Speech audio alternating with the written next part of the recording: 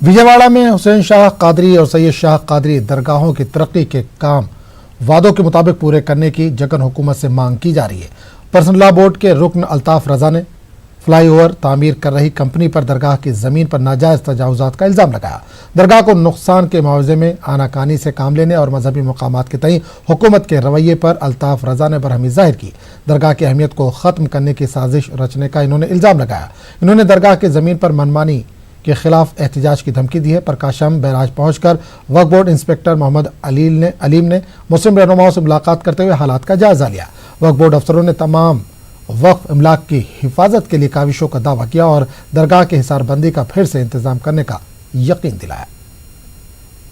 को RMB national highway Soma company वालों ने अपने मर्जी के साथ दरगाह के ज़मीन को कब्जा करके दरगाह के ज़मीन को कब्जा करते हुए वो आगे 3-4 गज कम से कम जो है आगे आके गड्ढा खोदे।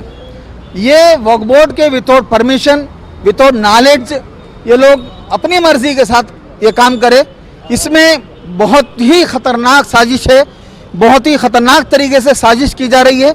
वक्फ बोर्ड की ज़मीन वक्फ बोर्ड वाली पूरे जिम्मेदार होते हुए भी कोई सीईओ साहब यहाँ आके कम से कम क्या करना है, डेवलपमेंट आगे चल के क्या करना है, दरबार एकदम फ्लाईओवर लगड़बाड़ी राजगोपाल के उस लाइन को बचाने के लिए, टावर को बचाने के लिए वहाँ तक कनकदुर्गा गुड़ी तक जो है टेम्पल तक एक हिसाब से आया। वहाँ से टेम्पल के बाजू से इधर जो है लेफ्ट करके जो है पूरे तौर पर गुंबज के ऊपर ये फ्लाईओवर आना और उसके साथ साथ जो है दरगाह की यानी जो गुंबज नया गुंबज बना गया है वो गुंबज भी किराक आ गया, पूरा डैमेज हो गया। दरबार का कंस्ट्रक्शन नहीं किया जा रहा है, ये पूरा एकदम गड्ढा है। ये गड्ढे में कम से कम बारिश आए तो पूरा पानी चिकड़ से लोग परेशान, अंदर कैसे जाएंगे, दरगाह पे आने वाले किस हिसाब से जाएंगे। ये पूरा गड्ढा खोद के अपनी मर्जी के हिसाब से उधर ऊंचा हो गया, इधर ऊंचा हो गया, गड्ढे में दरगाह को डालकर ये लोग क्या करना चाहते हैं। कोरोना के इस खतरनाक वबा के वक्त में ये लोग आंदोलन के लिए लोगों को जमाना चाहते हैं।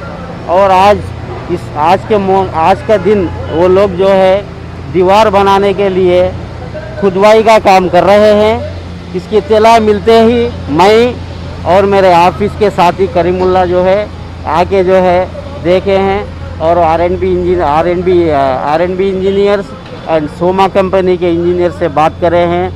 उन्होंने वादा किया है कि ये प्लान देंगे इसके ताल्लुक़ से हमारी दरगाह की ज़मीन कितनी है और वो लोग कितनी ज़मीन लिए और वो जो है दीवार जो है कितनी ज़मीन में बनाना है, फुल पर्टिकुलर्स देने वाले हैं। इंशाअल्लाह ताला वो जैसे ही मिलेंगा मैं इंशाअल्लाह ताला सीईओ साहब को जो है रिपोर्ट सबमिट करूंगा। उसके बाद सीईओ साहब जो है एक्शन लेंगे और दरगाह के डेवलपमेंट के ताल्लुक़ से कार्रवाई शुरू करेंगे। इस मामले में वक्फ बोर्ड अल्लाह के फजलो करम से कोई देर नहीं कर रहा है और जो भी कृष्णा ज़िले में वक्फ प्रॉपर्टीज़ है बचाने। जिला कृष्णा जगियापेट मंडल के शेर मोहम्मद पेट गांव के करीब केमिकल फैक्ट्री से गैस के अखराज के बाद लोगों में खौफ हरास फैल गया। मुकामी लोगों ने कहा कि फैक्ट्री से गैसों के अखराज के नतीजे में लोग बीमार पड़ रहे हैं। आज सुबह मुकामी लोगों ने तहसीलदार दफ्तर पहुंचकर सरकारी हुक्काम को एक याददाश्त पेश की।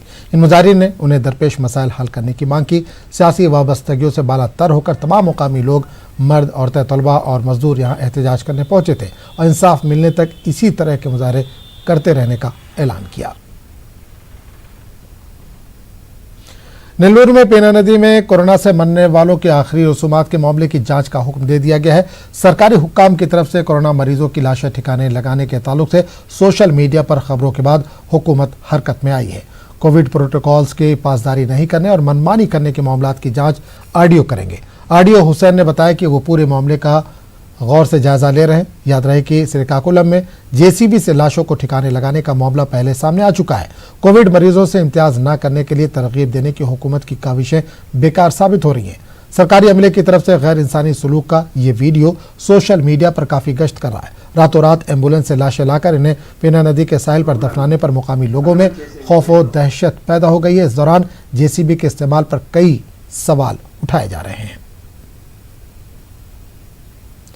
आंध्र प्रदेश में एक ही दिन में कोरोना वायरस के 1608 मामला सामने आए। इसमें रियासत से ताल्लुक रखने वाले 1567 अफराद शामिल हैं। इस दौरान 15 अमवात हुई हैं। रियासत में अब तक 292 अफराद कोरोना के नतीजे में फौत हो चुके हैं। आंध्र प्रदेश में कोरोना मुस्बत केसों की मजमूई तादाद 25,424 हो गई है। 24 घंटों के दौरान मजमूई तौर पर 21,020 सैंपल की जांच हुई है। रियासत आंध्र प्रदेश में कोरोना वायरस के सबसे ज्यादा मामले जिला कर्नूल में देखे गए। लॉकडाउन के नतीजे में कर्नूल में कारोबारी परेशान है। कोरोना वायरस की रोकथाम के लिए बड़े पैमाने पर टेस्ट करने की हुकूमत के दावों पर भी लोग तरह तरह की बातें कर रहे हैं। न्यूज़ 18 उर्दू की टीम ने अवाम से ये जानने की कोशिश की कि कोरोना वायरस वबा के चलते अवाम को किस तरह के परेशानियों का सामना करना पड़ रहा है।